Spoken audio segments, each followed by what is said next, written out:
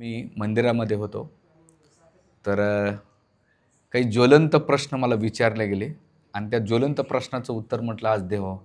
मागच्या जसं तुळशी लग्न झालं, तुळशी लग्नापासून हे प्रश्न जास्त विचारण्यात आले. आणि मग काय उत्तर द्यावं, काय नाही असे बरेच प्रश्न. 2 परिवार आले होते, चिंताग्रस्त होते, विशेष करून मुलांच्या बाबतीत. तर त्याने एक प्रश्न विचारला होता की महाराज, लग्न का जमत नाही, लग्न न होण्याचे कारण काय आहेत? आणि मग ते बिचारे बऱ्याच ठिकाणी जाऊन आले, देवधर्म केला त्याने, दान धर्म केलं, शांती केली, उपासना केली, अजून बरंच काही जेवढं करायचं तेवढं केलं. लग्न न होण्याचे कारण मला सांगा. आणि मग त्यांना मी माझ्या पद्धतीने जेवढं मला सांगता आलं तेवढं मी सांगितलं. तर त्यावेळेस मला असं वाटलं की समाजामध्ये जी परिस्थिती निर्माण झालेली आहे की लग्न न होण्याचे कारण काय, तर हे सगळं शोधल्यानंतर काही कारणं समोर आले. आणि मंदिरामध्ये राहताना, आज 17-18 वर्षामध्ये राहताना बरेच फॅमिली भेटल्या. तर त्या लोकांच्या प्रश्नातून पण काही प्रश्न काढले आणि त्याच्यावर ह्याचं प्रवचन आहे. ते म्हणतात ना, आता आमचे तर लग्न झाले, आता आमचे काय आहे, आमच्या मुलाचे बी लग्न झाले, आम्हाला काय विषय. पण हे जेव्हा तुम्ही समाजात वावरतान आणि समाजामध्ये जी भीषण परिस्थिती आहे, तर त्यावेळेस तुम्हाला समाजाला गायडन्स करण्यासाठी हे मुद्दे खूप महत्त्वाचे असते. आणि म्हणून अध्यात्म करताना भौतिक स्थिरता असेल तर अध्यात्म चांगलं होईल. एक मन म्हटले जाते ना, भुके पेटसे भजन नाही होय गोपाला येली त्रिकंठी माळा. जर उपाशी पोट असेल तर भजन नाही होत. अन्न जर गेलं, आता ती मूर्खाची संकल्पना आहे, भुके पेटसे भजन नाही होय गोपाला येली त्रिकंठी. भजन न करण्याचे ते कारण आहे. पण महत्त्वाचा मुद्दा आहे की लोक कारण ढूंढत असतात. म्हणून प्रत्येक गोष्ट आपल्या जीवनामध्ये तेवढी महत्त्वाची आहे. जर तिला महत्त्व दिलं तर, आणि नाही दिलं तर तेवढी महत्त्वाची पण नसते. पण विशेष करून एक समाज रचना आपल्या वैदिक परंपरेमध्ये दिलेली की ब्रह्मचार्य, ग्रस्त, वानप्रस्थ आणि संन्यासी. आणि ह्या तिन्ही आश्रमाला पोषण करणारा जो तत्व आहे ते म्हणजे ग्रस्त आश्रम. तर ह्या ग्रस्त आश्रममध्ये सुरुवातच अशी होतीये की लग्न न होण्याचे कारण काय. आणि मग गावात गेले की पोरांना म्हातारे लोक म्हणतात, अरे तुमच्या वयात आम्हाला 2-2 पोरं होते, तुम्ही काय असं सांडासारखं फिरतात. आता जसं मला ते गावात बिचारे घेणं टोमणं मारतात, किंवा तूच निकम्मा आहे, किंवा मित्रामध्ये आल्यानंतर तुला लग्नाचं काय महत्त्व माहीत असेल. तर बऱ्याच ठिकाणी त्यांना सामाजिक, पारिवारिक आणि घरातले काही असतात ना, कधी लग्न करशील, कधी करशील. अरे तू किती करून खुश आहे त्याला करायला होतो तू, पण कधी करशील. म्हणजे त्याला एवढं इरिटेट आणि एवढं परेशान केलं जातंय. आणि मग हे पोरं वैतागून, केरळमध्ये काय झालं माहिती आहे का, एक आता सर्वे झाला 2 वर्षापासून, जे बिना लग्नाचे पोरं आहेत ना त्यांना धरून नेऊ राहिलेत. का बरं? कारण सगळ्यात जास्त गुन्हेगारी बिना लग्नाच्या पोरांचे करू राहिले, चोऱ्या करणं, माऱ्या करणं. कारण कामधंदे नाहीत, काय नाही. मग ह्या सगळ्या गोष्टीचा आता मध्यंतरी सांगली, सातारा येऊन पुण्यामध्ये काही मुलांना बिना लग्नाचे जे मुलं त्याने आंदोलन केलं, घोड्यावर नाही का सजून धजून गेले जिल्हा अधिकाऱ्याला. आणि त्यांना निवेदन दिलं. काय निवेदन दिलं? की आम्हाला मुली द्या. आता तो जिल्हाधिकारी आणून पुढून देईल लग्न मुली. येऊन इथपर्यंत हरियाणामध्ये सुद्धा नेत्यांना धरलं, तुम्हाला मतदान पाहिजे असेल तर आमचं पहिले लग्न लावून द्या, तरच आम्ही तुम्हाला मतदान देतोय. आता हरियाणामध्ये इलेक्शन झालं ना, त्याच्यामध्ये नेता लोक म्हणले, हा आम्ही देऊ तुम्हाला आश्वासन, कारण की मतदान पाहिजे ना. अनेकदा मतदान झाल्यानंतर काय गायब. आता एक मनुष्य भेटला होता, मी पेट्रोल पंपवर होता. तो पेट्रोल भरता भरता त्याचं वय 42 झालं. तुम्हाला साहब पेट्रोल भरलं, मैंने एक समस्या है, क्या समस्या है? मेरा शादी नहीं हो रहा और बड़े नेता है मेरे की शादी करा दो ना मेरा. हाँ देखेंगे देखेंगे करेंगे. आप पेट्रोल भरलो. त्याचा चेहरा बघण्यासारखा तो व्हिडिओ व्हायरल झाला होता. म्हणजे सांगण्याचा मुद्दा, एवढं भीषण वातावरण झालेले आणि ही संरचना होण्याचं याचे मागचे मुख्य कारण काय आज ते पाहूया. पहिली गोष्ट, याला 15-20 वर्षापूर्वी जे काही आपल्या पूर्वजांना चुका केल्या, जे भूतकाळात केलं ते वर्तमान भोगावं लागणार, आणि जे वर्तमान काळात करणार आहेत ते भविष्यामध्ये भोगावं लागणार आहे. तर 15-20 वर्षापूर्वी असं लोकांमध्ये टेंडन्सी होती भ्रूण हत्येची, विशेष करून मुलींच्या बाबतीत. त्या टायमाला मुलगी ही बर्डन म्हणून वाटायची. आणि तिचं मुख्य कारण काय की त्या टायमाला लग्नाला एवढे हुंडे द्यायचे, कारण की पोरांची कमी होती आणि पोरी जास्त होत्या. आणि त्या मुलींच्या हुंड्यासाठी सगळं आपलं लावून सुद्धा लग्न सक्सेस होईल का नाही एवढी गॅरंटी नव्हती. दुसरं तिचं शिक्षण, आणि तिसरी गोष्ट म्हणजे प्रत्येकाला वाटायचं आमच्या घरामध्ये वंशाचा दिवा. असे कोणते दिवे लावणार आहेत पोरं की ते पोरांना, म्हणून मुलींची गर्भहत्या जास्त झाली त्या टायमाला. आता जे मुलं लग्नाला आले ते 15-20 वर्षापूर्वी त्यांच्या आईवडिलाने किंवा समाजाच्या लोकांनी ज्या चुका केल्या त्याचे दुष्परिणाम आता भोगावं लागतात. याचं मुख्य कारण दोनच पाहायला गेले डीप अभ्यास केल्यानंतर. एक तर लग्नाच्या खर्चापायी किंवा भविष्यामध्ये येणारे दुष्परिणाम, दुसरं वंशाच्या दिव्याच्या नावाखाली गर्भपात खूप झालाय मुलींना. आणि म्हणून त्या काळामुळे जर पाहायला गेलं तर ते चुकीच्या 15-20 वर्षाचा परिणाम झालं की आज मुलांचं आणि मुलीच्या प्रत्येक 1000 मुलामागे केवळ 850 ते 900 मुली आहेत. किती? 850 ते 900 मुली आहेत. आणि ते बी सगळ्यात महत्त्वाचं, आज प्रत्येक गावात जाताना ते 15 ते 20 पोरं 35 क्रॉस झाले, 40 क्रॉस झाले. आणि ब्राह्मणाकडे जाऊन सांगतात जाऊन शांती कर. आता माझ्या गावातले आणि माझ्या मामाच्या गावातले मागच्या 2 वर्षामध्ये कमीत कमी 200 लोक येऊन गेलेत. 150 पावणे 200 वास्तू शांती करण्यासाठी. नारायण नागबळी शांती करण्यासाठी टेम्पोचे टेर भरून मला फोन करता, अरे कोणी ओळखीचं का? हो हाय येऊन जा.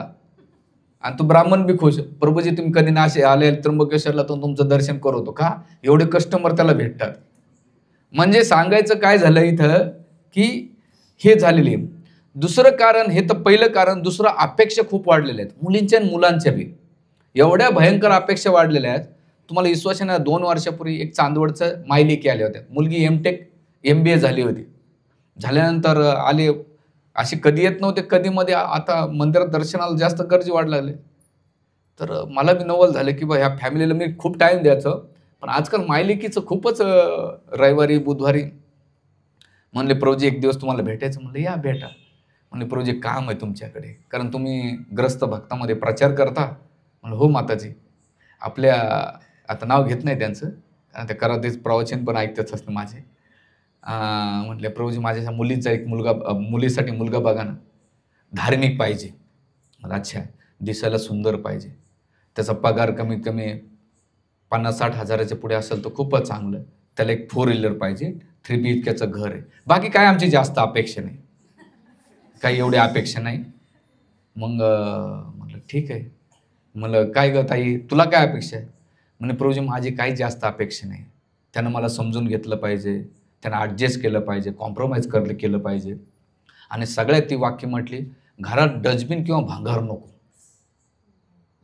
मला काही कळालं नाही भांगार आणि डस्टबिन. मग ते म्हणले म्हातारे लोकांना डस्टबिन आणि भांगार वापरलं तिनं. मी तिच्या आईकडे म्हटलं का हो तुमच्या आईला मुलीला हेच संस्कार दिले? नाही माझी मुलगी स्पष्ट बोलते प्रभूजी. म्हणलं हेच वाक्य जेव्हा आहे, माझ्याकडे एक मुलगी आहे, आपलं मुलगा आहे, पण मुलाची एकच अट आहे, मुलीला आईबाप नको आहे. मी द्यायला तयार आहे, आपलं लग्न करायला तयार आहे, पण मुलीचे आईबाप नको. म्हणलं जसं तुमची मुलगी म्हणतीये, तुम्ही काय संस्कार दिलेले? डस्टबिन तुम्ही होणार नाही का? डस्टबिन भांगार फर्निचर होणार नाही का? होणारच आहे तुम्ही पण तुमची मुलगी स्पष्ट बोलतीये.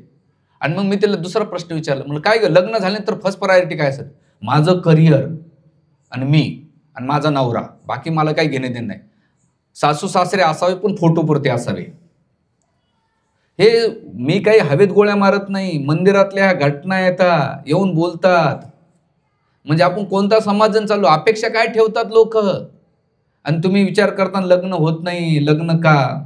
तर त्याचं पहिलं हे तर अपेक्षा आहे. आणि दुसरं म्हणजे सरकारी नोकरीवाला. अरे गव्हर्नमेंटला नोकऱ्याच नाही देऊन ते बिचारे देतील कुठून? परीक्षा आहेत लोक, स्पर्धा परीक्षेचे IPS अधिकारी झाले, त्यांना अजून जॉईनिंग झालं. आमच्याकडे भक्त आहे, फूड कमिशनर होऊन 5 वर्ष झाले, अजून त्याला जॉईनिंग नाही आहे. क्लर्क नाही, महानगरपालिका, सगळीकडे प्रॉब्लेम्स आहे सरकारी नोकरीचा. बरी ही शेतकऱ्याची बाप तिचा शेतकरी आहे, पण त्याला असं वाटतं की माझी पोरगी सरकारी नोकरी, आणि तुझा पोरगा कोणता दिवे लावतो? तो आपल्या शेतामध्ये काम करतो. पण दोघांमध्ये मुलांपेक्षा आईबापांच्या अपेक्षा एवढ्या वाढलेल्या आहेत की तुम्ही कल्पना नाही करू शकत. आणि त्याला दोन्ही कारणीभूत आहेत, मुलं पण कारणीभूत आहेत, मुली पण आहेत. मुलींची अपेक्षा काय असते, मुलगा सरकारी नोकरी असायला पाहिजे, दिसायला सुंदर पाहिजे, तो टाकला नसावा, गोरा गोमटा असायला पाहिजे, त्याची हाईट 2 इंच कमी, 1-2 इंच कमी झालं तरी चालत नाही. रूपानं नाही, एकदम गोरा पाहिजे, चिट्टा पाहिजे, स्वभावानं मला समजून घेणारा पाहिजे. तू मेला तरी चालेल, पण मला स्वभाव समजून घेतलं पाहिजे. तर ती आई काय म्हटली माहिती आहे प्रभूजी, त्यानं भक्ती केली तरी चालेल, पण माझ्या मुलीला आठवड्यातून 3 वेळा नाही का एकदा पिक्चरला जावं लागतं, बरं ती काम करते ना, हो मग एकदा हॉटेलला घरचं खायला हॉटेलला जावं लागतं. आणि महिन्यातून 2-3 महिन्यातून जर वॅकेन्सी काढलं तर कुठं फिरायला नेलं तर बरं होईल बाबा, पाहुण्याची एवढं काय त्याच्यात आहे, मला काय त्याच्यात बाबा, तू कशाला तोंड घालते, तिला काय करायचं करू दे ना. मुद्दा सांगण्याचा की सरकारी नोकरी पाहिजे, दुसरं घर चांगलं पाहिजे, तिसरी गोष्ट काय पाहिजे, सुखसुविधा पाहिजे. त्या सुखसुविधाबरोबर नाही का ह्या अपेक्षा घेऊन टाकतात. आणि मुलांचं काय झालं, ATM नाव झालंय माहिती आहे का मुलीला, एनी टाइम मनी, त्याला म्हणतात ATM. बरं, मुलींच्या जेवढ्या अपेक्षा आहेत, मुलींच्या आणखीन भरपूर अपेक्षा आहेत, पण मुलांच्या तेवढ्याच अपेक्षा आहे. मुलगी नाही का दिसायला खूप सुंदर पाहिजे, श्रद्धा कपूर किंवा आणखीन कोणत्या हिऱ्याने, आता मला माहीत नाही लेटेस्टमध्ये काय असेल, त्या ज्या असेल वर्षा उसगावकर किंवा अजून दिया मिर्जा, अशा ज्या काय मध्यंतरी माहीत नाही बा, अशा हिरोनी पाहिजे. दिसायला नाही का, पुन्हा इथपर्यंत पोरं सांगतात की मुलगीचं रूप कसं पाहिजे, तिचं फिगर कसं पाहिजे, कान कसे पाहिजे, डोळे कसे पाहिजे, त्याच्यानंतर ती एज्युकेटेड माझ्या इतकीच पाहिजे. ठीक आहे, चांगली गोष्ट आहे. पण याच्या करता मागच्या आठवड्यामध्ये एक पोरानं 35 पोरी पाहिल्या. 35 पोरी पाहिल्यानंतर सुद्धा त्याला पसंत नाही आली. तो आमचा जो काउन्सिलर होता तो वैतागला. तो म्हटला एक काम कर, थांब जरा, तुझ्यासाठी एक ब्रह्माजीला फोन करतो आणि सांगतो तुझ्यासाठी एक मॉडेल बनव. काय तुझ्यासाठी एक चांगलं मॉडेल बनव. अरे तू आता 35-36चा झाला आणि तू काय अपेक्षा ठेवतोय? म्हणजे तर काय झालं माहिती आहे, अपेक्षेच्या 4 गोष्टी झालेल्या. एक म्हणजे उंची एवढीच पाहिजे, 2 इंच कमी जास्त. मला एक जण म्हटलं माझी बायको 1 इंच मोठी, मला तुला शोरूमला लावायचं का, तिला का डोक्यावर घ्यायचं, राहू दे 1 इंच मोठी, माझ्याच घरात, दुसरीकडे जाण्याची गरज नाही. अरे 1 इंचानं मोठं काय. मी एक नेहमी सांगत असतो की प्रभावापेक्षा स्वभाव असणं महत्वाचं आहे. प्रभाव येत राहीन जात राहीन, पण स्वभाव तुमच्या कायमस्वरूप आहे. पहिले रूप, दुसरं गुण, तिसरं वयाचं पण नाही का शास्त्रानुसार 7-8 वर्ष, मुलीचं 7-8 वर्ष कमी असले तरी चालेल, मुलांचं तेवढं चालतं. पण आजकाल आता लेटेस्टमध्ये कालच हे मागच्या 2-4 दिवसामध्ये आम्हाला एवढ्या घटना ऐकलं की ती मुलगी म्हणली पोरगा माझ्यापेक्षा 1.25 महिन्यानं मोठा, मी लग्न करणार नाही. किती? 1.25 महिन्यानं मोठा आहे, माझ्याच वयाचा, माझ्याच उंचीचा, माझ्याच रूपासारखा पाहिजे. अरे या जगामध्ये परफेक्ट कोणीच नाही. परफेक्ट एकच गोष्ट आहे, चपलाचा जोड, 8 नंबर, 9 नंबर, 10 नंबर.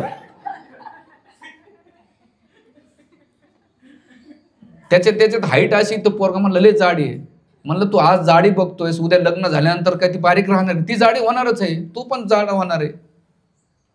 म्हणजे तुम्ही अपेक्षा जेव्हा घेऊन चालतात त्याच्याचा परिणाम असा झालेला आहे की जे आता काउन्सिलर लग्न करणारे त्याने 2 चुका सांगितल्या. ते म्हटले की मुलांना नाही का सुंदरता पाहिजे आणि दुसरा हुंडा पाहिजे, म्हणून त्यांचे लग्न जमत नाहीत. आणि मुलींचे लग्न न जमण्याचं कारण काय की मुलीला सरकारी नोकरी पाहिजे, 3 BHKचं घर पाहिजे. कशाला पाहिजे तर दोघांना कबड्डी खेळायची संध्याकाळी. एवढं 800, 1000, 2000 वाराचं घर पाहिजे. कशाला? तर सरकारी नोकरी पाहिजे. शेती पाहिजे. शेती कशाला? पण ती शेतात कामाला जाणार आहे का? नाही. पोरीचा बाप त्याला 1 गुंठाभर नसेल पण म्हणतो माझ्या पोरीला 10 एकर 5 एकर. माझ्या भावाला लग्न, तुम्हाला विश्वासांना नाही, 8 ते 9 वर्षे आम्ही परेशान होतो. याला त्याला सांगत होतो की बघा सगळेजण शेती म्हणत होते, पण पोरगी शेतात जाणार नाही, बांधावर जाणार नाही. कशाला? तर हे अपेक्षा झालेले. दुसरं हे 2-3 कारण झालेले. चौथं कारण म्हणतात की स्टेबिलिटी. जोपर्यंत फायनल स्टेबिलिटी येत नाही तोपर्यंत आम्ही लग्न नाही करणार.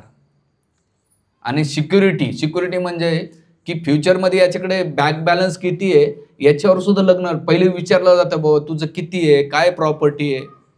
म्हणजे एक प्रकारे बिझनेस लेवलला व्यक्तीशी मतलब नाही आहे, त्याच्या प्रॉपर्टीशी, प्रभावाशी मतलब राहून त्याची लग्न केल्या जाते. जर त्याच्या आज प्रॉपर्टी आहे ठीक आहे, पण उद्या जर ती गेली तर काय करणार? मी पाहिले माझ्या गावात, ज्याचं लग्न लावून दिलं गावात आमच्या, त्या मामाचीच मुलगी गेली, 40 एकर जमीन त्याला घर जावई होता. तुम्हाला विश्वास येणार नाही, 8-9 एकर राहिलं, त्यानं दारू पिऊन सगळं नष्ट केले. म्हणजे तुम्ही प्रभाव पाहून देतात, पण स्वभावानंतर गडबड होऊन जाते. पण त्या प्रभावापेक्षा स्वभाव असणं महत्वाचं आहे. हे कारण झालेलं आहे. फायनान्शियली स्टेबिलिटी, दुसरं आहे इनसिक्युरिटी, त्यामुळे लग्न होत नाही. चौथं कारण म्हणजे काय, की बेरोजगारी एवढी वाढलेली आहे की मुलांना जॉब लागत नाहीत. बिचारे छोटे छोटे व्यवसाय करतात, पण उदरनिर्वाह चालवतात, नोकऱ्या नाहीत. त्याच्यानंतर व्यवसाय, शेतीमध्ये पहिल्या काळात कसं होतं, उत्तम शेती होती, कनिष्ठ व्यापार होता, नाही उत्तम शेती, मध्यम व्यापार आणि कनिष्ठ नोकरी होती. आता उलट झालंय, उत्तम नोकरी झाली, कनिष्ठ मध्यम व्यापार झाला आणि कनिष्ठ शेती झालेली. पण असं नाही, शेतीमध्ये होतंय हो, उदरनिर्वाह चालतंय, पण तुमच्या अपेक्षा एवढ्या वाढलेल्या आहेत. कम्फर्ट झोन लोकांना सोडायचं नाही. त्यांना असं वाटतं की एसी मध्ये राहावं, ऊन ताण नाही, जीवन चालतंय, सिंपल जीवन, आणि तुम्ही खूप पण अपेक्षेचं वजन घेतलं की मग लग्न होत नाही. आज खेडेगावामध्ये हेच झालेले. शेतकऱ्याच्या मुली नोकरीवाल्याला देतात, पण शेतकऱ्याच्याच मुलाला भेटत नाही, म्हणून प्रत्येक गावामध्ये 10-10 5-5 पोरं बिना लग्नाचे राहतात. हे कारण झालेले. तिसरी पाचवी गोष्ट आहे, टिपिकल मानसिक मेंटॅलिटी झालेली, की कुंडली रास 36 गुण. आमच्या मंदिरात 36 गुणवाले लग्न नाही का 6 महिन्यात मोडले. तुम्हाला विश्वास येणार नाही. आमचे एक दामोदर शान बपूर येतं, त्यांचे परिचयाचे एक व्यक्ती होते. ते लग्नाला किती खर्च केला असं माहिती आहे तुम्हाला? 2 कोटी रुपये खर्च केला. किती? 2 कोटीपेक्षा जास्त लग्न खर्च केलं. लग्न किती दिवस चाललं? 55 दिवस लग्न चाललं ते.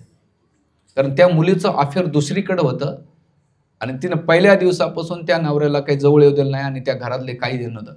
जेव्हा त्यांना डिवोर्स घ्यायचा होता, तिनं 80-85 लाख रुपये घेतले, तेव्हा त्याला डिवोर्स दिला आणि दुसऱ्यासोबत पळून गेलं.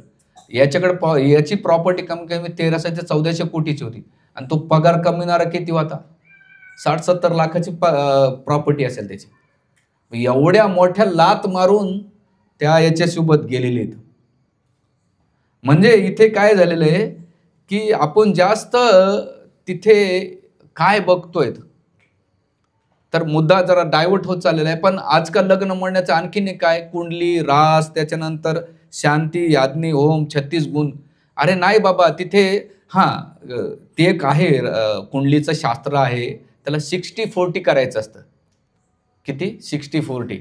म्हणजे 40 अपेक्षा ठेवायची, 60 नाही का त्याला दुर्लक्ष करायचं. आपण काय करतो, 60 ठेवतो आणि 40 कडे उलट करायचं. ते आहे विज्ञान आणि त्यानुसार करायचं असतं. मग त्या टायमाला ते गोत्र, गण, त्याच्यानंतर तारीख, वेळ, हे मुहूर्त सगळं पाहून ते जर जुळलं तर करायचं. पण त्या दोघांमध्ये तेवढे पॅरेंट्समध्ये हे जमलं पाहिजे. म्हणून हे कारण समोर आलेले. आणि सगळ्यात महत्त्वाचं, ह्या लग्न होण्याचं कारण काय, ट्रस्ट राहिलं नाही. एक तर म्हणजे चारित्र्य, आणि दुसरं म्हणजे तणावाची अवस्था एवढी झालेली आहे की विश्वास नावाचा प्रकारच राहिला नाही मुलांमध्ये लग्न केल्यानंतर. का बरं?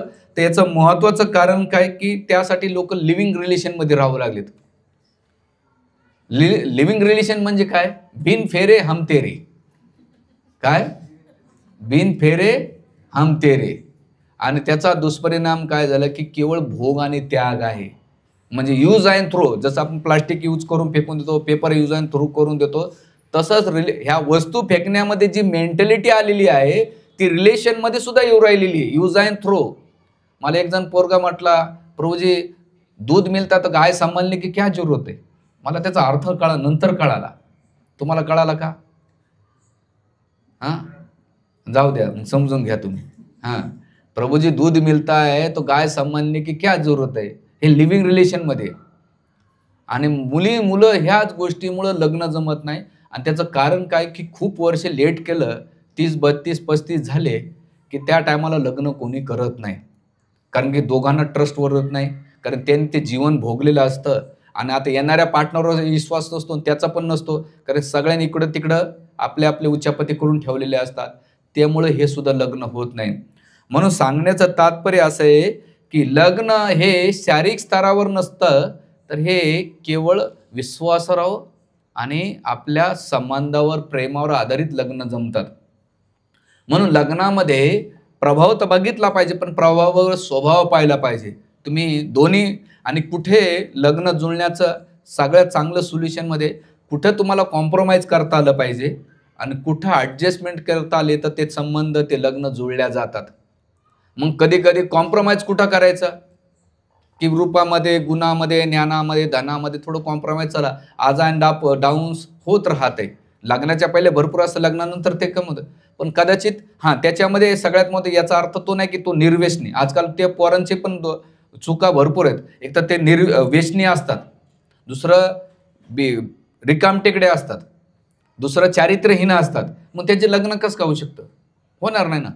मग तुला जर लग्न करायचं असेल तर तू ह्या गुणाला डेव्हलप कर, तुझं लग्न होईल. आणि मुलींना बी लग्न करायचं असेल, कायमचा जीवनसाथी पाहिजे असेल, जीवन एकटं जगू शकत नाही, तुमचा पैसा कायमस्वरूपी राहणार नाही. तुम्ही हॉस्पिटलमध्ये, घरामध्ये आजारी पडल्यानंतर तुम्हाला कोणतरी सहारा झाला. तुमची शारीरिक गरज आहे, एक मानसिक गरज आहे, एक सामाजिक गरज आहे, एक पारिवारिक गरज आहे. प्रत्येक गरज आहे ती गरज नाही का त्या ग्रस्त धर्मातून होते. आणि ग्रस्त धर्म हे शारीरिक संबंधाच्या वरती मानसिक स्तरावर असतात. आजकालचे जे संबंध तुटण्याचं कारण काय? जेव्हा शारीरिक स्तरावर राहतात की भोग आणि भोगाच्या, तर काही काळानंतर त्याच्यामधलं च्युइंगम सारखं कसं पहिल्यांदा गोड वाटतंय, पण च्युइंगम नंतर काय करतात? बबल्स फोडायला कामाला येते. तसंच हे संबंध त्याच्यावर आधारित असेल तर जास्त काळ टिकणार नाही. म्हणून लग्न टिकवण्यासाठी आपल्याला किंवा लग्न जमवण्यासाठी 2 गोष्टी महत्त्वाच्या. एक, कॉम्प्रोमाइज करा. कोणत्या? रूपामध्ये, गुणामध्ये, धनामध्ये थोडं करा. शिक्षण कमी जास्त असेल तर हरकत नाही. तुम्हाला विश्वास येणार नाही, मी मराठा वर वधू सूचकमध्ये माझ्या भावाचं नाव नोंदवलं होतं. तिथे 80% मुली नाही का हायली एज्युकेटेड आहेत आणि सगळ्याचा पॅकेज 50-60 लाखाच्या पुढे आहेत. त्यांना सुद्धा वाटतं की माझ्या लेवलचा तेवढा मुलगा भेटावा आणि म्हणून त्या मुलींना आज 35 क्रॉस झाले तरी त्यांना ते स्थळं भेटत नाहीत. कितीतरी आहेत. तुम्ही चाळीसगाव स्टेशनला जा किंवा नाशिक रोडला तर नाही, 18 वर्षापासून 60 वर्षांचे सगळ्यांचे लग्न केले जाते ना, आम्हाला संपर्क करा. त्याच्यामध्ये विदूर व्हिडिओ झालेले लग्नाचे, त्याच्यात सगळं डिटेल्समध्ये मी ऐकत होतो ते. तर सांगण्याचा मुद्दा असा आहे की कॉम्प्रोमाइज केलं पाहिजे. ॲडजस्टमेंट कशामध्ये केली पाहिजे? वस्तूंमध्ये. ठीक आहे, हरकत नाही, कमी जास्त होत राहते.